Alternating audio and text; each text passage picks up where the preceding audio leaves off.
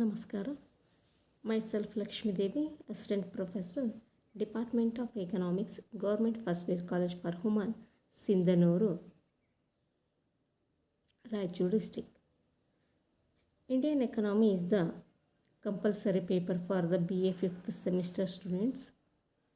In this paper, one of the important aspect that is the Indian economy on the eve of independence. That topic I wish to discuss with you, my dear students. Pre-colonial period of India was wealthy and economically prosperous. ಭಾರತವು ವಸಾಹತುಶಾಹಿಗಳ ಪೂರ್ವದಲ್ಲಿ ನಮ್ಮ ದೇಶ ತುಂಬ ಆಸ್ತಿಯುತವಾಗಿತ್ತು, ಆರ್ಥಿಕವಾಗಿ ಸಮೃದ್ಧವಾಗಿತ್ತು. ಅದಕ್ಕಾಗಿಯೇ ಆ ಪೀರಿಯಡನ್ನು ನಾವು ಏನಂತ ಕರಿತಾ ಇದ್ದೇವೆ ಅಂದರೆ ಸೋನೆ ಕಿ ಚಿಡಿಯಾ or golden bird, or that period is considered as golden period. ಅಂಥ ಒಂದು ಸಂಪತ್ಭರಿತ ದೇಶದ ಸ್ಥಿತಿಯನ್ನು ವಸಾಹತುಶಾಹಿಗಳ ಬಂದಿರೋದ್ರಿಂದಾಗಿ the colonial period of India was exploited by British in all the wealth and economical sectors. ಆದ್ದರಿಂದ ಕೃಷಿ ರಂಗದಿಂದ ಹಿಡಿದುಕೊಂಡು ಕೈಗಾರಿಕಾ ರಂಗ ಮತ್ತು ಸೇವಾ ರಂಗ ಮೂರೂ ರಂಗಗಳು ಈ ಒಂದು ಕೊಲೊನಿಯಲ್ ಪೀರಿಯಡ್ನಿಂದಾಗಿ ಆ ವಸಾಹತುಶಾಹಿಗಳ ಒಂದು ಆಳ್ವಿಕೆಯಿಂದಾಗಿ ಆ ವಸಾಹತುಶಾಹಿಗಳು ನಮ್ಮ ದೇಶದ ಈ ಸೋನೆ ಕಿ ಚಿಡಿಯಾ ಅಂತಕ್ಕಂಥದ್ದನ್ನು ನಾಶಗೊಳಿಸಿದರು ಅಂತಕ್ಕಂಥದ್ದನ್ನು ನಾವು ನೋಡಬಹುದು. ಯಾವ ರೀತಿಯಾಗಿ ನಮ್ಮ ದೇಶವು ಆ ಸ್ಥಿತಿಯಲ್ಲಿತ್ತು ಅಂದರೆ ಸ್ವಾತಂತ್ರ್ಯ ಮುನ್ನ ದಿನಗಳಲ್ಲಿ ಭಾರತದ ಅರ್ಥವ್ಯವಸ್ಥೆ ಹೇಗಿತ್ತು ಅನ್ನೋದನ್ನು ಸ್ಟಡಿ ಮಾಡಬೇಕಂದ್ರೆ ನಾವು ಕೊಲೊನಿಯಲ್ ಪೀರಿಯಡ್ಲಿಂದನೇ ಸ್ಟಾರ್ಟ್ ಮಾಡಬೇಕಾಗತ್ತೆ. ಆ ಕೊಲೊನಿಯಲ್ ಪೀರಿಯಡ್ನಲ್ಲಿ ನಾವು ಮಹತ್ವದಂಥ ಒಂದೊಂದೇ ಪಾಯಿಂಟ್ಗಳನ್ನು ಅಧ್ಯಯನ ಮಾಡ್ತಾ ಹೋಗೋಣ. Number 1, colonial exploitation of agriculture sector, number 1.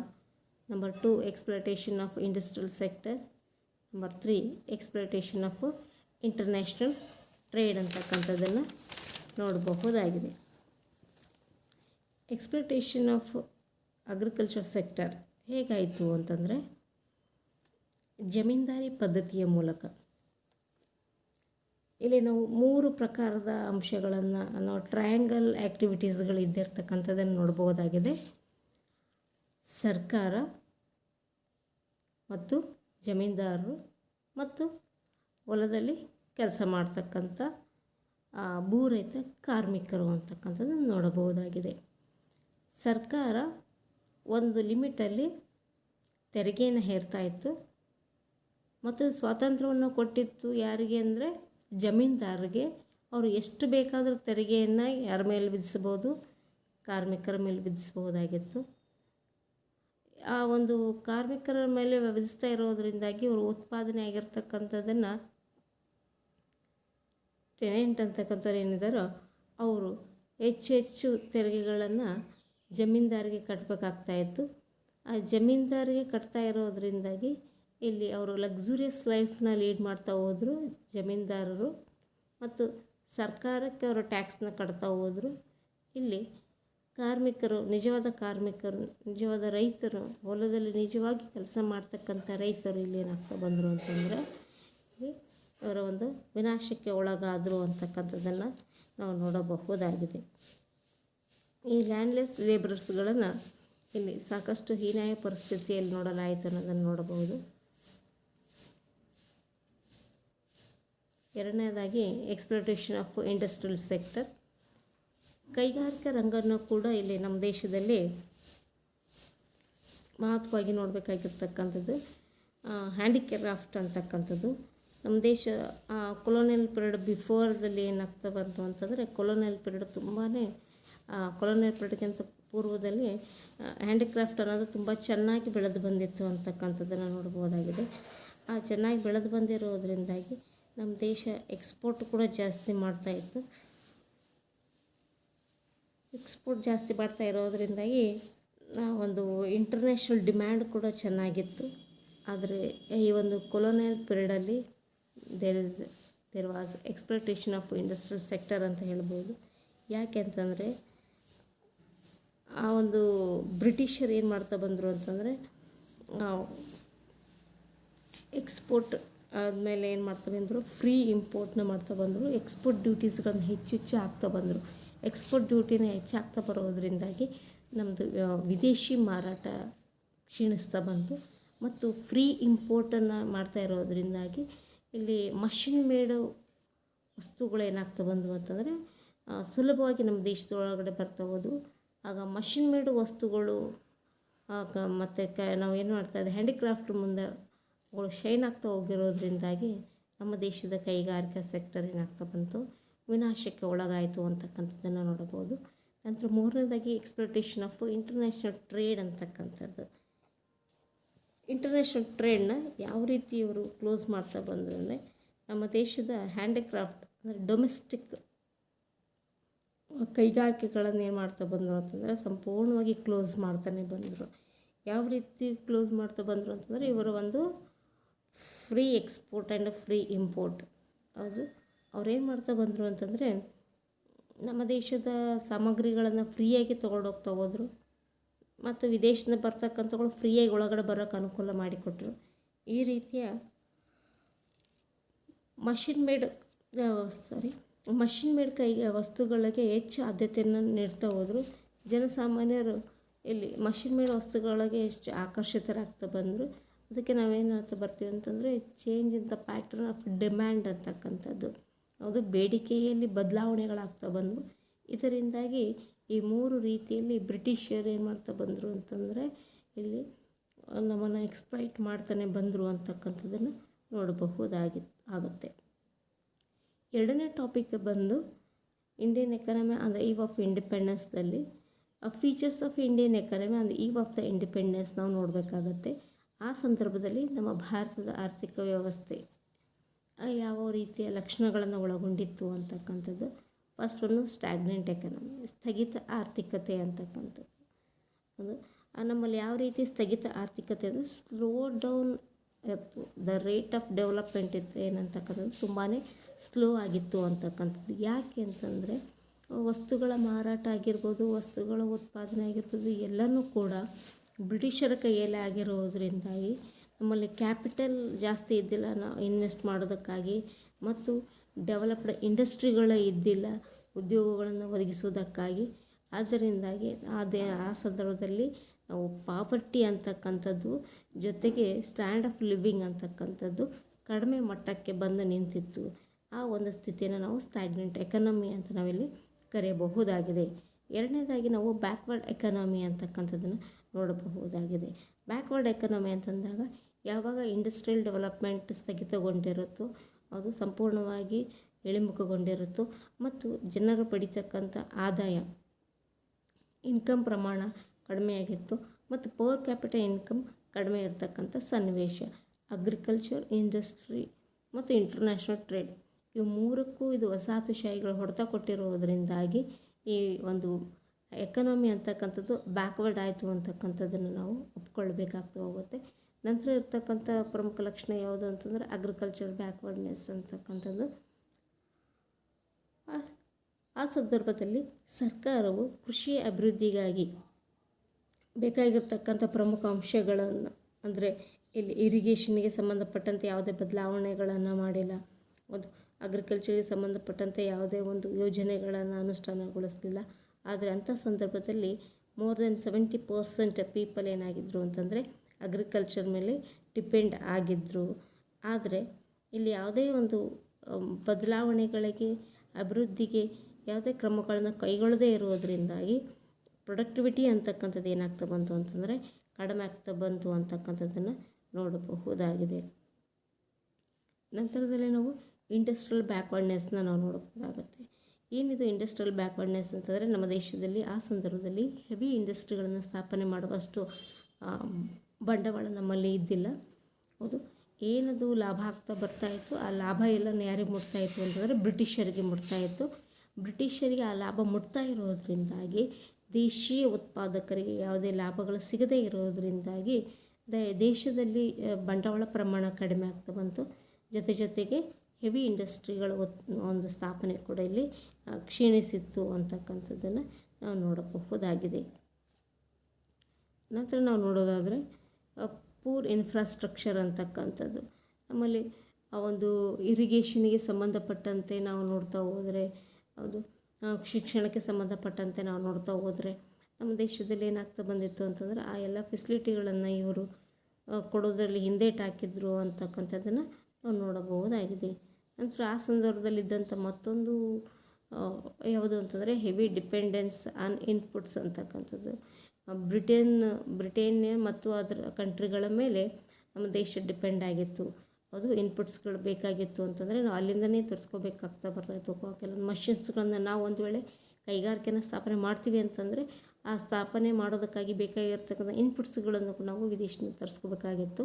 ಅದು ಬಂಡವಾಳದ ಕೊರತೆ ಇರೋದರಿಂದಾಗಿ ಅಲ್ಲಿ ಏನಾಗ್ತಾ ಬಂತು ಅಂದರೆ ಪ್ರೊಡಕ್ಷನ್ ಕಡಿಮೆ ಆಗ್ತಾ ಬಂತು ಅಂತಕ್ಕಂಥದ್ದು. ಇವುಗಳು ಏನಾಗ್ತಾ ಬರ್ತಾ ಇದ್ದಾವೆ ಅಂತಂದರೆ ಪ್ರಮುಖ ಲಕ್ಷಣಗಳು ಆ ಸಂದರ್ಭದಲ್ಲಿದ್ವು ಅಂತ ನಾವು ನೋಡ್ಬೋದಾಗುತ್ತೆ.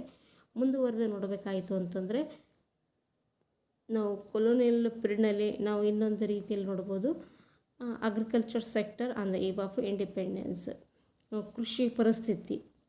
ಅದು ಒಂದು ಮುನ್ನಾ ದಿನದಂದು ವಸಾಹತುಶಾಹಿಗಳ ಮುನ್ನಾ ದಿನಗಳಲ್ಲಿ ನಮ್ಮ ದೇಶದ ಅಗ್ರಿಕಲ್ಚರ್ ಸ್ವಾತಂತ್ರ್ಯ ಮುನ್ನಾ ದಿನಗಳಲ್ಲಿ ಅಗ್ರಿಕಲ್ಚರ್ ಸೆಕ್ಟರ್ ಏನಾಗಿತ್ತು ಅಂತಕ್ಕಂಥದ್ದನ್ನು ನಾವು ನೋಡ್ತಾ ಹೋದರೆ, ಈ ಬ್ರಿಟಿಷರ ಆಳ್ವಿಕೆಯ ಪ್ರಭಾವದಿಂದಾಗಿ ನಮ್ಮ ದೇಶದಲ್ಲಿ number 1 low production and productivity ಅಂತಕ್ಕಂಥದ್ದು. ಅದು ಪರ್ ಹೆಕ್ಟರ್ ಉತ್ಪಾದನಾ ಪ್ರಮಾಣ ಏನನ್ನೋದು ಅದು ಪ್ರೊಡಕ್ಟಿವಿಟಿನ ತೋರಿಸ್ತಾ ಹೋಗುತ್ತೆ. ಅದರಿಂದಾಗಿ ನಾವು ನೋಡ್ತಾ ಹೋದರೆ ಆ ಸಂದರ್ಭದಲ್ಲಿ ನಮ್ಮ ದೇಶದಲ್ಲಿ ಉತ್ಪಾದನೆ ತುಂಬಾ ಕಡಿಮೆ ಇತ್ತು ಅಂತಕ್ಕಂಥದ್ದನ್ನು ನೋಡ್ತಾ ಇದ್ದೀವಿ. ಯಾವುದೇ ಹೊಸ ತಂತ್ರಜ್ಞಾನಗಳನ್ನು ಅಳವಡಿಕೆ ಮಾಡೋದಕ್ಕಾಗಿ ಯಾವುದೇ ಅವಕಾಶಗಳಿಲ್ಲದೆ ಇರೋದರಿಂದಾಗಿ ಪ್ರೊಡಕ್ಷನ್ ಕೂಡ ಕಡಿಮೆ ಇತ್ತು, ಪ್ರೊಡಕ್ಟಿವಿಟಿ ಕೂಡ ಕಡಿಮೆ ಇತ್ತು ಅಂತಕ್ಕಂಥದ್ದು. ನಂತರದಲ್ಲಿ ಹೈ ರೇಟ್ ಆಫ್ ಅನ್ಸರ್ಟನಿಟಿ ಅಂತಕ್ಕಂಥದ್ದು. ಅನ್ಸರ್ಟನಿಟಿ ಅಂತಂದಾಗ ಅನಿಶ್ಚಿತತೆ ಅಂತಕ್ಕಂಥದ್ದು.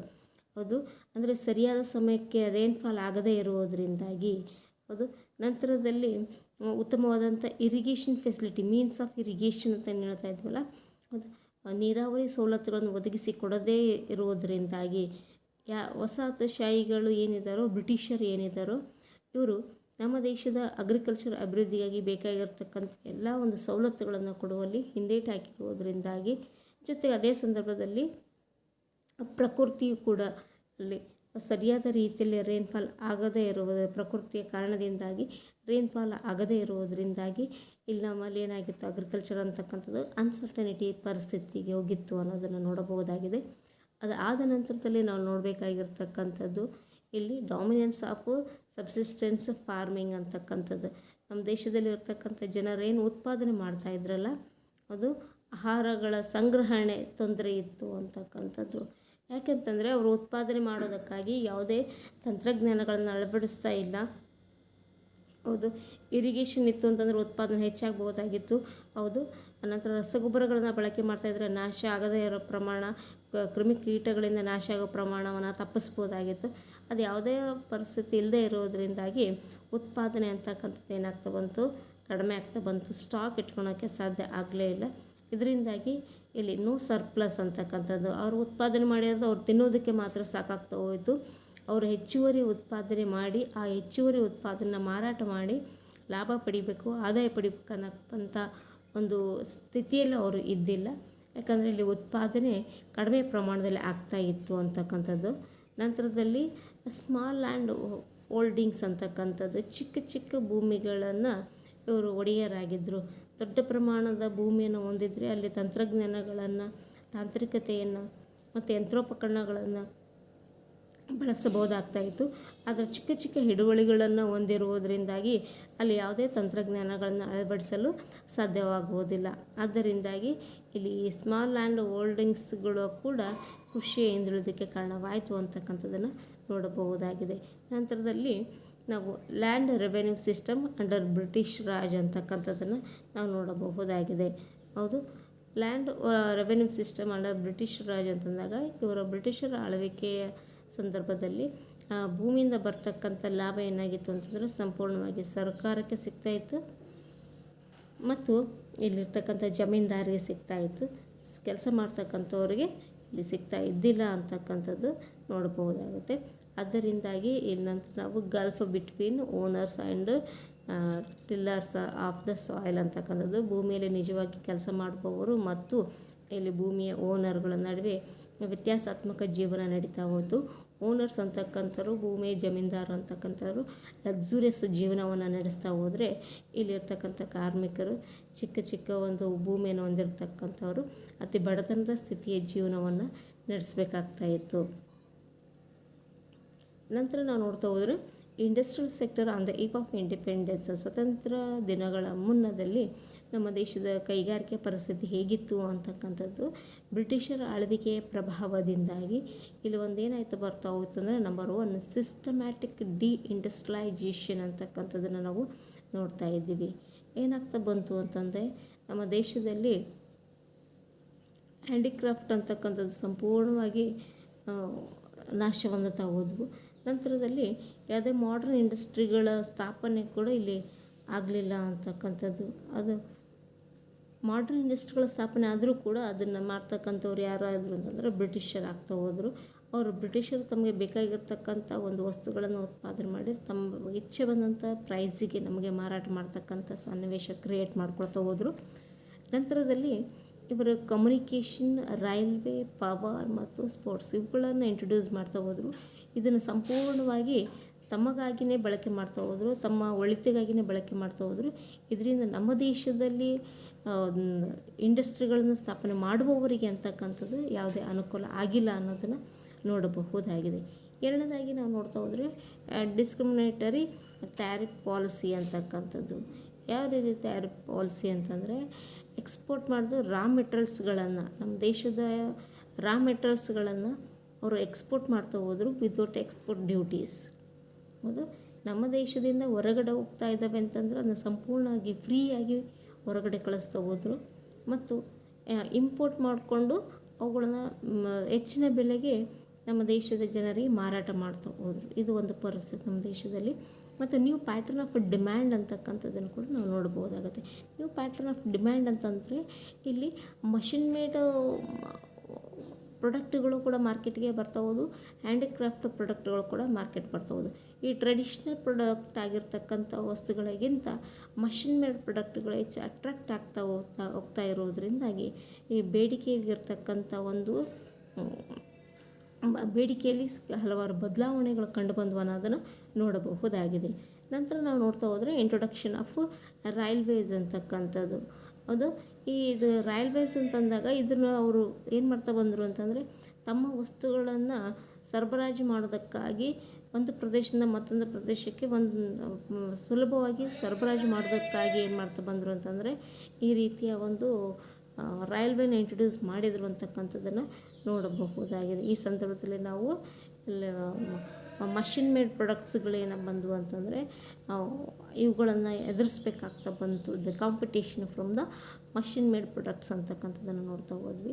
ಅದಾದ ನಂತರದಲ್ಲಿ ನಾವು ನೋಡಬೇಕಾಗಿರ್ತಕ್ಕಂಥ ಮತ್ತೊಂದು ಅಂಶ ಯಾವುದು ಅಂತಂದರೆ foreign trade under British rule ಅಂತಕ್ಕಂಥದ್ದು. Foreign trade under the British rule ಅಂತಂದರೆ ಅವ್ರೇನು ಮಾಡ್ತಾ ಬಂದರು ಅಂತಂದರೆ ಡಿಸ್ಕ್ರಿಮಿನೇಟರಿ ಟ್ರೇಡ್ ಪಾಲಿಸಿ ಅಥವಾ ಟ್ಯಾರಿಫ್ ಪಾಲಿಸಿನ ಇಂಟ್ರೊಡ್ಯೂಸ್ ಮಾಡಿದರು ಅಂತಕ್ಕಂಥದ್ದನ್ನು. ಹೌದು, ಯಾವ ರೀತಿ ಅಂತಂದಾಗ next exporters of primary products and import of finished goods ಅಂತಕ್ಕಂಥದ್ದು. ಹೌದಾ, ನಮ್ಮ ದೇಶದ ಪ್ರೈಮರಿ ಉತ್ಪನ್ನಗಳನ್ನು ಇವರು ಅತ್ಯಂತ ಕಡಿಮೆ ಬೆಲೆಗೆ ತಾವು ತರಿಸ್ಕೊಳ್ತಾ ಹೋದರು, ತಮ್ಮ ದೇಶಕ್ಕೆ ಎಕ್ಸ್ಪೋರ್ಟ್ ಮಾಡ್ತಾ ಹೋದರು.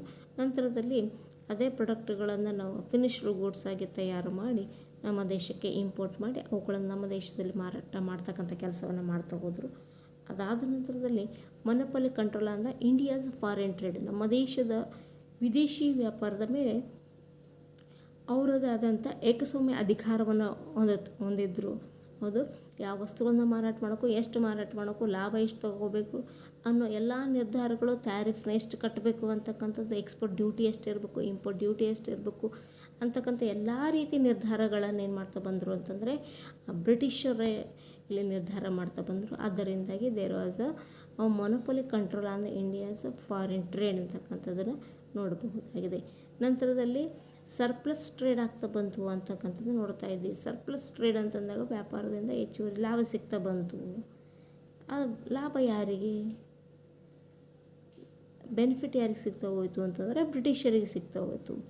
ಎಕ್ಸ್ಪೋರ್ಟ್ ಜಾಸ್ತಿ ಇತ್ತು, ಇಂಪೋರ್ಟ್ ಕಡಿಮೆ ಇತ್ತು. ಎಕ್ಸ್ಪೋರ್ಟ್ ಜಾಸ್ತಿ ಆಗ್ತಾ ಬಂತು, ಆದರೆ ಎಕ್ಸ್ಪೋರ್ಟ್ಲಿಂದಾಗಿ ನಮಗೆ ಪ್ರಾಫಿಟ್ ನಮ್ಮ ಇಂಡಿಯಾಕ್ಕೆ ಸಿಗಲಿಲ್ಲ. India did not get any profit for the development purpose. ಇಲ್ಲಿ ಬ್ರಿಟಿಷರು ಎಲ್ಲ ಲಾಭವನ್ನು ತಾವೇ ಪಡಿತಾ ಹೋಗಿರೋದ್ರಿಂದಾಗಿ ಇಂಡಿಯಾದ ಡೆವಲಪ್ಮೆಂಟಿಗಾಗಿ ಇಂಡಿಯಾಕ್ಕೆ ಏನಾಗಲಿಲ್ಲ ಅಂದರೆ ಪ್ರಾಫಿಟ್ ಸಿಗಲಿಲ್ಲ ಅಂತಕ್ಕಂಥದ್ದನ್ನು ನೋಡಬಹುದಾಗಿದೆ. ಇಷ್ಟು ಅಂಶಗಳನ್ನ ನಾವು ನೋಡ್ತಾ ಹೋದಾಗ ಇನ್ನು ಉಳಿದಂಥ ಇಷ್ಟಕ್ಕೆ ಸಂಬಂಧಪಟ್ಟಾಗೆ ನಾವು ನೋಡ್ತಾ ಹೋದರೆ India was A agro based economy ಅಂತ ನಾವು ಹೇಳ್ಬೋದಾಗುತ್ತೆ ಬರ್ತದೆ. ಮೋರ್ ದ್ಯಾನ್ 70% ಪೀಪಲ್ ಏನು ಮಾಡ್ತಾ ಬಂದರು ಅಂತಂದರೆ ಅವರು ಅಗ್ರಿಕಲ್ಚರ್ಲಿಂದನೇ ತಮ್ಮ ಜೀವನವನ್ನು ನಡೆಸ್ಕೊಂಡು ಹೋಗ್ತಾಯಿದ್ರು. ಮತ್ತು ಈ agriculture is as one of the important sector, now is also important sector, but ಇಲ್ಲಿ ನಾವು ಸ್ಟ್ಯಾಗ್ನೇಷನ್ ಅಂತಕ್ಕಂಥದ್ದು ಕಾಣ್ತಾ ಇದ್ದೀವಿ. ಇಂಡಸ್ಟ್ರಿ, ಟೆಕ್ಸ್ಟೈಲ್ಸ್, ಹ್ಯಾಂಡಿಕ್ರಾಫ್ಟ್ಗಳು ಏನು ಓಲ್ಡ್ ಡೇಸಲ್ಲಿ ಏನಿದ್ವು ಅವುಗಳು ಒಂದು ಬ್ರಿಟಿಷರ್ ಕಾಲದಿಂದಾಗಿ ನಾಶಕ್ಕೆ ಒಳಗಾದವು ಅಂತಕ್ಕಂಥದ್ದನ್ನು ನಾವು ನೋಡಬಹುದಾಗುತ್ತೆ. ಅಂದರೆ after arrival of British our industries were destroyed ಅಂತಕ್ಕಂಥದ್ದನ್ನು ನೋಡಬಹುದಾಗಿದೆ. ಇಷ್ಟು ಈ ಒಂದು ಕ್ಲಾಸಿಗೆ ಸಂಬಂಧಪಟ್ಟಂತೆ ವಿಶ್ಲೇಷಣೆ ಇರುತ್ತೆ. ಮುಂದಿನ ಕ್ಲಾಸಲ್ಲಿ ಇದಕ್ಕೆ ಸಂಬಂಧಪಟ್ಟಂತೆ ಹೆಚ್ಚುವರಿ ಮಾಹಿತಿಗಳನ್ನು ಪಡಿತಾ ಹೋಗೋಣ. Thank you.